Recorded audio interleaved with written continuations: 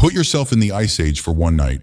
No heater, no house, no phone, no grocery store. The temperature is dropping fast. Your clothes are wet. The fire is almost dead.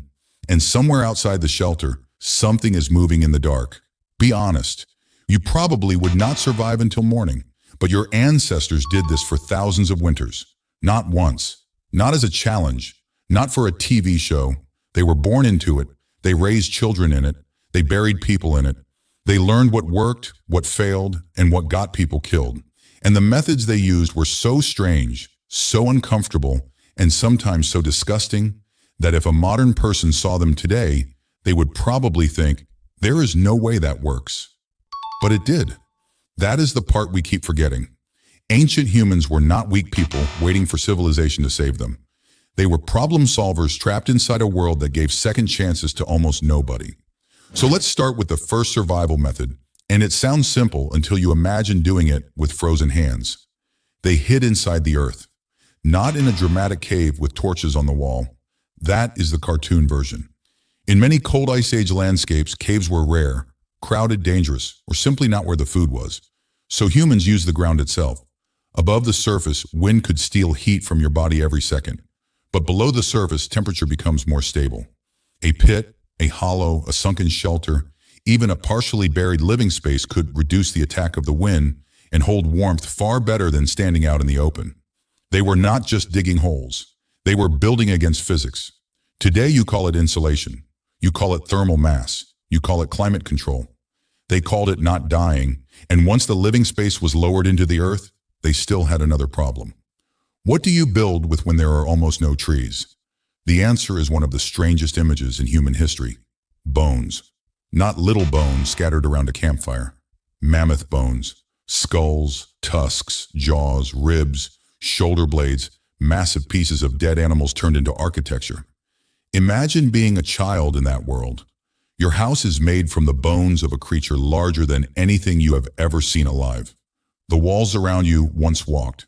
The roof above you came from an animal your people feared, hunted, respected, and depended on. That sounds mythical, but it was practical. Mammoth bones were heavy, strong, curved in useful shapes, able to be stacked, braced, reused, and covered with hides, grass, turf, or earth. In a place where wood was scarce, a mammoth was not only food, it was a hardware store. The skull could become a foundation block. The tusk could become a beam. The hide could become roofing. The fat could become fuel. The sinew could become thread. One animal could become dinner, shelter, clothing, light, tools, and heat. That is not primitive.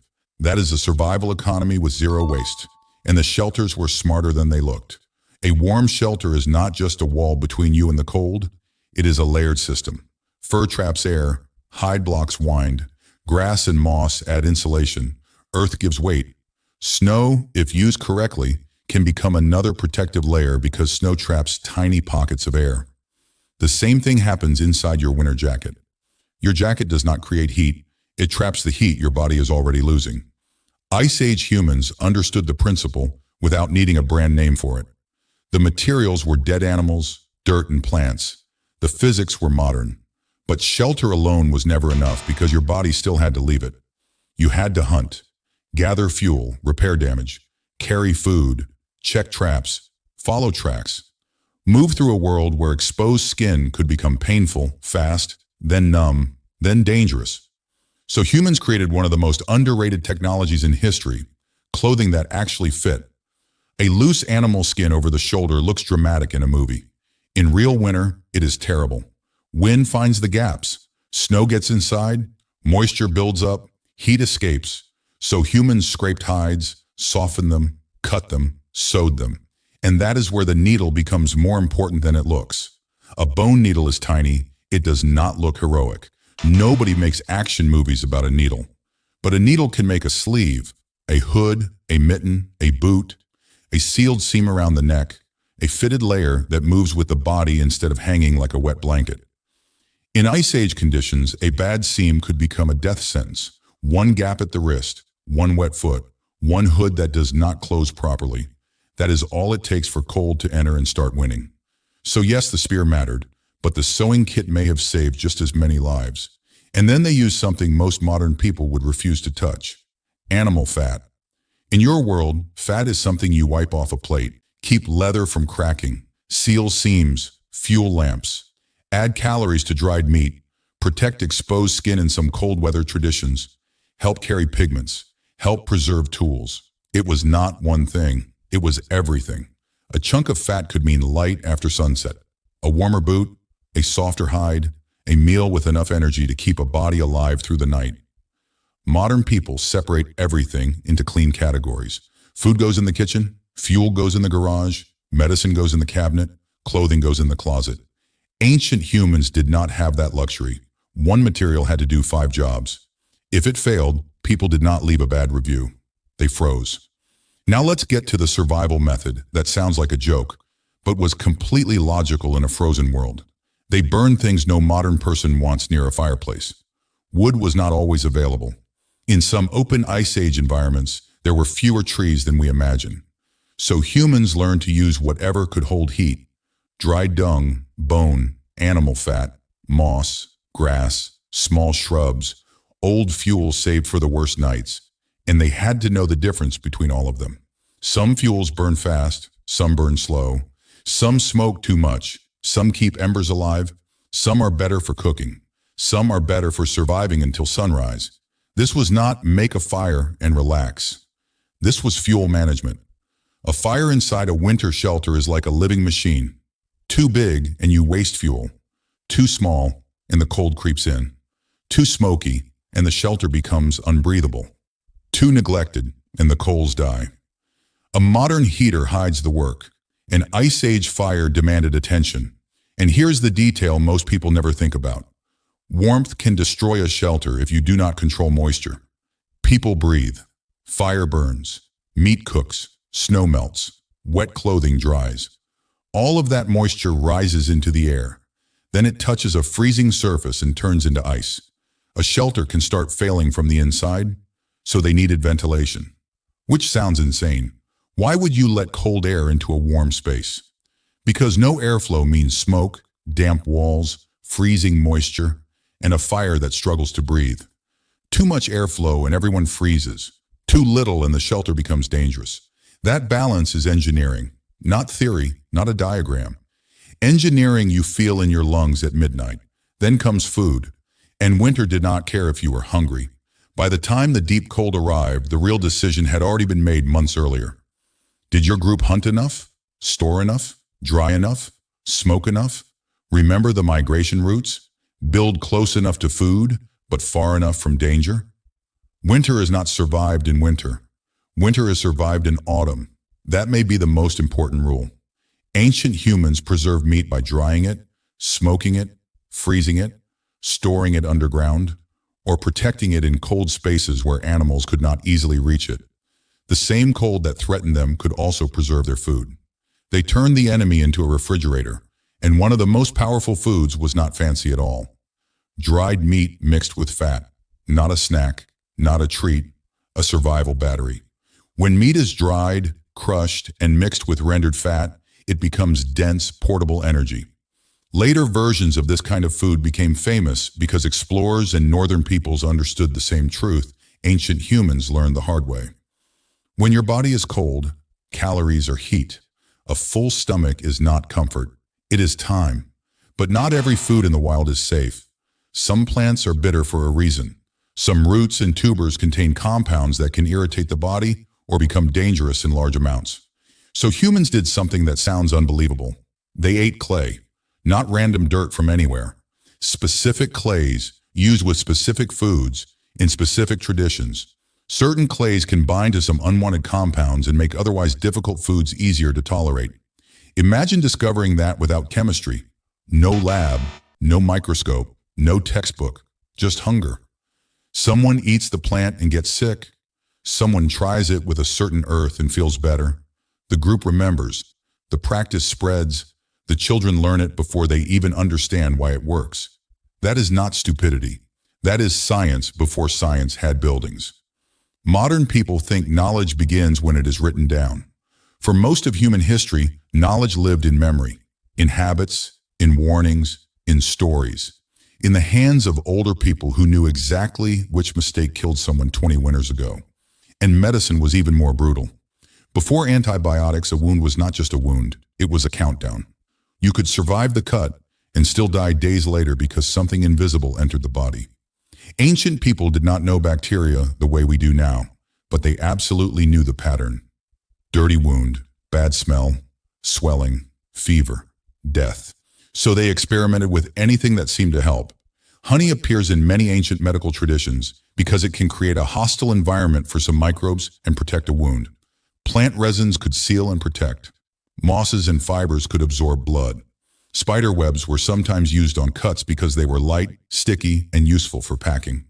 And yes, some historical survival practices use substances that sound disgusting today. Urine appears in old medical, cleaning, tanning, and emergency traditions. Not because ancient people were crazy, but because when clean water, soap, alcohol, and antibiotics do not exist, people test whatever they have. Do not treat that as modern medical advice. Treat it as proof of how desperate survival can become. Ancient humans were not choosing between a hospital and a weird remedy. They were choosing between a weird remedy and watching someone die. That is a very different world. And out of that world came knowledge that sometimes worked far better than modern people expect.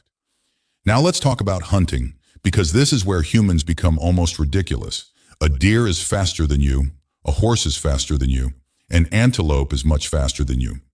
Most animals are stronger, sharper, quicker, and better equipped. Humans look badly designed for violence. No claws, no fangs, thin skin, soft belly, slow sprint speed. But humans have one nightmare ability. We keep coming. Persistence hunting is one of the most terrifying ideas in nature. You find an animal, it runs, you follow, it stops, you follow, it runs again, you follow again. You are not faster, you are inevitable. Many four-legged animals are excellent sprinters, but over long periods, especially in heat or open terrain, they can struggle to cool themselves while running. Humans sweat, humans carry water, humans read tracks, humans cooperate, humans remember direction, humans keep pressure on the animal for hours. Eventually, the animal slows, and the soft, weak-looking primate walks up. That is not brute strength. That is endurance weaponized. Your ancestors did not always defeat nature by overpowering it. Sometimes they won by being annoyingly impossible to escape. Now think about fire. Fire was not just warmth. Fire was the difference between raw food and cooked food, darkness and light, wet clothing and dry clothing, fear and courage, tool making and helplessness, a camp and a home. Starting fire in winter could be difficult. Keeping it alive could be even more important. So people carried embers, protected coals, prepared tinder, stored dry material, and treated fire like something between a tool and a family member. Lose fire at the wrong moment and everything becomes harder. Some traditional cold weather stories and experiments even show a method that feels like magic. Fire from ice. Clear ice shaped like a lens can focus sunlight onto dry tinder. The thing that freezes the world can, in the right hands, help start a flame. That idea is almost too perfect. A modern person sees ice and thinks cold. A survival mind asks, what else can it do? That is the difference between looking at nature and reading it. To ancient humans, the world was not scenery, it was information. Tracks told stories, clouds gave warnings, bird movement mattered, the smell of smoke mattered, the sound of snow underfoot mattered, which way the wind changed at sunset mattered. Everything was data, and the people who ignored data did not last. But the most powerful survival method was not bones, fat, fire, clay, or hunting. It was other people. The lone survivor fantasy is mostly a modern entertainment product. One man, one knife, one forest, one dramatic beard. It looks cool. It is also a terrible long-term strategy. A group can do what one person cannot. One person sleeps while another watches the fire. One person tracks while another carries food. One person repairs clothing while another prepares hide. One person remembers a route. Another remembers a plant. Another remembers the storm pattern from the last bad year. The group spreads the work. More importantly, the group stores memory. An elder who can no longer run fast might still know the one valley where animals gather when the snow comes early. They might remember a famine from 40 years ago. They might know which plant helped a fever, which river crossing failed, which season fooled everyone. In a world without books, Old people were not useless. They were libraries with heartbeats. Children learned by watching, by listening, by being corrected before a small mistake became fatal. Stories were not just entertainment, they were survival files. Do not go there in spring. Do not eat that part of the plant. Do not sleep where the wind comes through the rocks. Do not waste fat. Do not let the fire die. That is how knowledge moved, not through screens, through voices, around fires, inside shelters made of bone, hide, earth, and memory.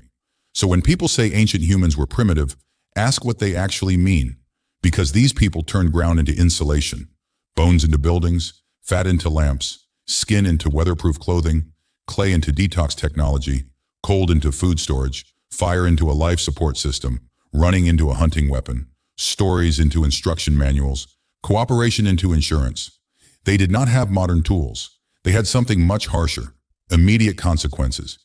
If you built badly, the wind found the mistake. If you stored too little, hunger found the mistake. If you wasted fuel, darkness found the mistake.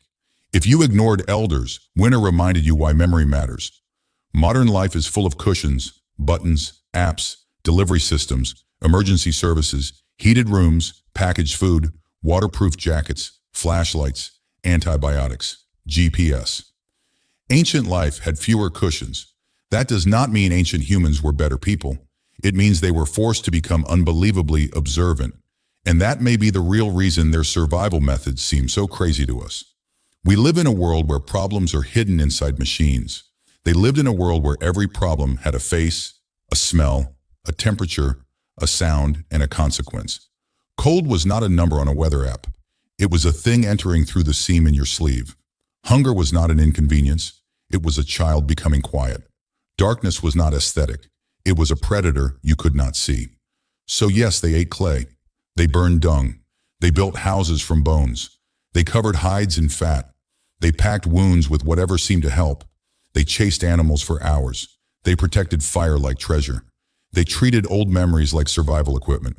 And somehow, through all of that, they made it. Long enough to raise children. Long enough to teach them. Long enough for those children to survive their own winters. Long enough for the chain to continue. Until eventually, impossibly, it reached you. So the next time your room feels a little cold, or your power goes out, or your phone battery dies and life suddenly feels unbearable, remember this. You come from people who survived the Ice Age with stone, bone, fire, fat, dirt, memory, and each other. They were not primitive. They were the reason warmth feels normal now.